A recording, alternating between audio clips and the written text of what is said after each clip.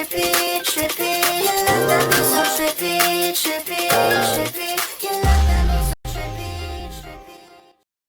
Hey you guys, it's your girl Summer with Day 1 Million, and I have a little treat for you guys today. I'm so hyper. I have no clue why. I just have all the energy today. But before I get started with everything, I want to thank all of you guys so much for your comments and subscribing. And speaking of, make sure you got that little bell on up there. I'll wait. Yeah, so you can see all my videos right when they come out. As I always say, anything that I'm going to be telling you on this channel about weight loss as of right now is all from experience. So I'm not getting it from anybody else. I'm not looking it up in a book. Nothing. So with that being said, how to mentally prepare yourself for a weight loss journey. If any of you guys out there are either on a weight loss journey or just in the process of thinking about starting one, this is for you. I got a list together of the top 10 most important things that I feel like you have to do to get your mind right. Number 1, you have to become comfortable with being uncomfortable. And without explaining that, most of you know what I mean. But for those of you who don't, I will explain it. When I started with my weight loss, I hated sweating, you guys. I hated feeling even just a little bit sticky. I hated my hair sweating out of my head. I hated sweat completely. And still to this day, I've got over it, and I know that when I am sweating, my body is getting out terrible things that I secretly put in it sometimes. But yeah, sweating is definitely good for your body. Number 2 is to make water your best friend, your very, very best friend. And the reason I put drinking water into this list is because not enough people drink water. I know there's some of you guys even watching this right now that completely dread drinking water, hate the taste or the lack of taste in it, whatever it is. If you put lemon in it or fruit or something, whatever you have to do to make yourself drink more water. And I'm not talking about carbonated water, those little ice things at Walmart, wherever you find them. But honestly, I do not recommend drinking anything that has fake sugar in it. You mentally have to tell yourself, I need to drink more water. I need to drink this much water a day. Whatever you need to tell yourself, you need to work that into your brain. It will make your journey so much easier. Number 3 is to set and expect realistic goals for yourself. During this journey, you are going to get fed up. You are going to get stagnant at times. You're not going to feel like continuing because you're not seeing those results that you want. But you have to start out slow. You have to tell yourself exactly what you want and when you want it by, but you have to be realistic with yourself. Don't kill yourself trying to get there. And start by setting small goals for yourself. Maybe I'd like to lose 5 pounds in these next 2 weeks. Whatever your goal is, just be realistic. Before I start with number 4, you guys, I should have put this as number 1, but I didn't have this in any particular order. So number 4 is to not focus on the number on the scales. That's like the biggest thing I can stress to you. If you are lifting weights all week, you're eating clean, you're eating right, and then you go home and you check your scale at the end of the week and you've gained weight, your mind is automatically going to be like, why am I not losing it? If you lift weights the entire week, you're building muscle. Let me put this in black and white. If you are lifting weights, your body is going to build muscle. Muscle weighs much more than fat and is more dense, so you're going to look smaller, but you're going to have more muscle. Now, if you're not worried about building muscle and you just want to lose fat, you still need to incorporate some type of body strength training, some what is it?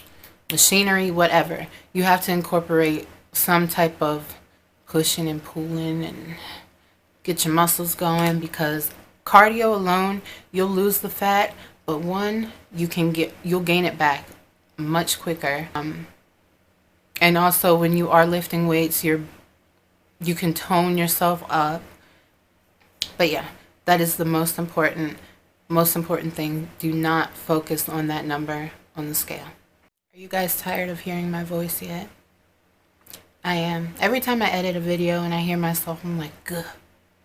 Anyway, on to number 5, which kind of ties in with number 4, not worrying about the number on the scale. Number 5 is not to give up. Do not let yourself give up if you gain weight. There's going to be weeks where you are doing everything you're supposed to. You're eating bomb. You're not having no cheat days, nothing. And you lose 8 pounds. I've done it before.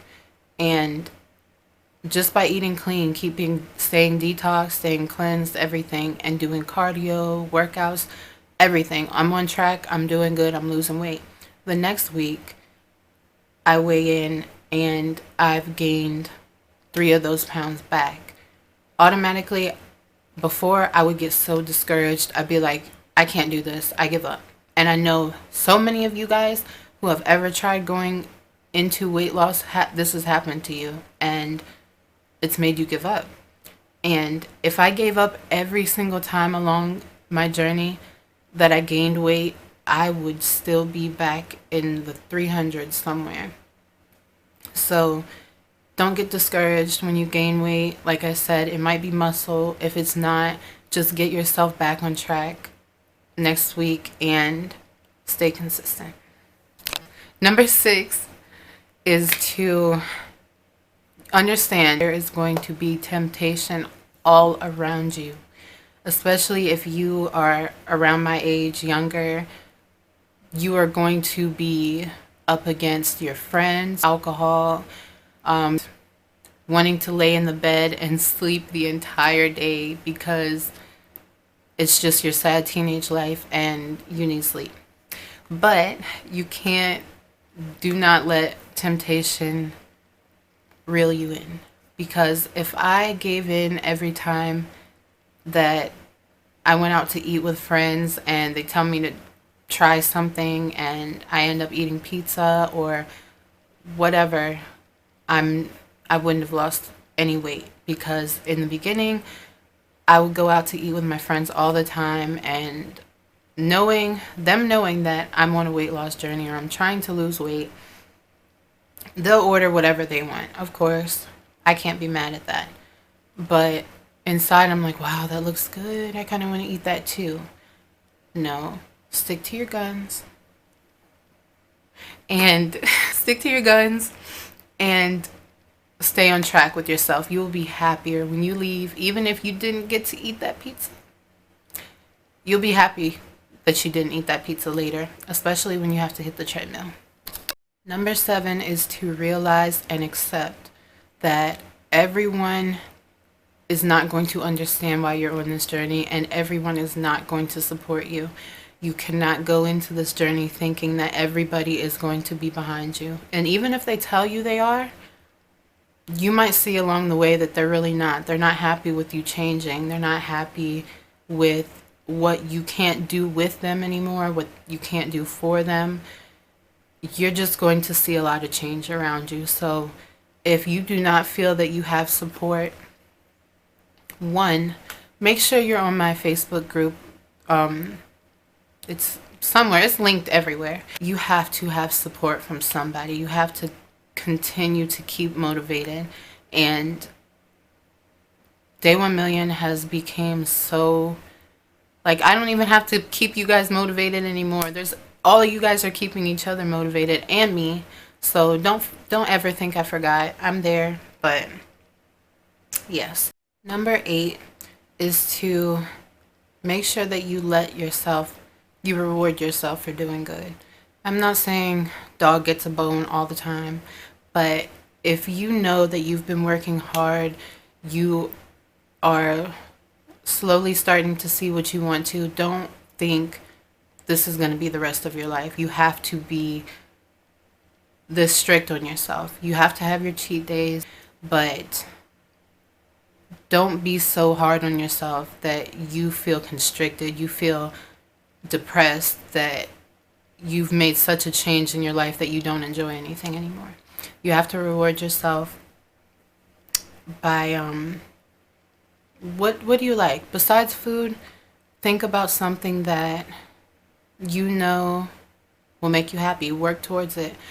Reward yourself when you make these little goals that I'm talking about, because besides seeing your body change, feeling yourself change, these will keep you motivated to not stop, literally. I would often tell myself I was going to get some hair because I felt bald. I always feel bald. I even feel bald now. No, I don't. I'm okay. But I used to reward myself with hair. I would hit up the sites, grab my bundles, and be on my way. Number 9 is to train your brain to eat slower. I think this might happen. This might help a lot of you. It helped me. Like I said, I never counted calories, but I did count my bites. And I think I might have heard that from somebody on TV, Dr. Oz, I don't know. But if you slow down, take smaller bites, they say if you eat your food on a bigger plate, you'll eat more, eat it on a smaller plate. If that helps you, do that. So slow down, take your time eating, enjoy yourself. Do not always focus on something in your hand, watching TV, whatever it might be, because you're distracted eating is dangerous eating. And you're going to eat more than you think you are, or more than your body needs. You have to train yourself to know actually full. When you don't have to be full every single time you eat. You don't have to feel like, oh, now I'm ready to sit down because you've eaten so much. You need energy throughout your day, but you don't need to slow yourself down by overeating. So, slow down, take your time, let your body start digesting your food, and you will start to notice that you feel more content. You feel full quicker after a while because you're shrinking your stomach. So final number 10 is to stay consistently minded. And what I mean by that is you have to tell yourself that you are going to keep up with what you're saying you're going to keep up with.